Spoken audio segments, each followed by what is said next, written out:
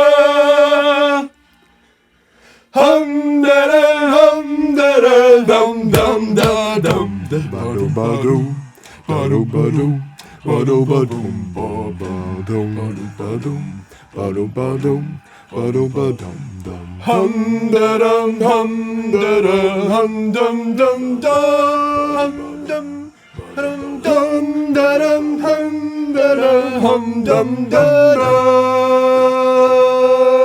Hey, I'm da dum da dum da. Hum da dum da dum da dum da. Da da ba da dum dum da ba ba da ba da da da.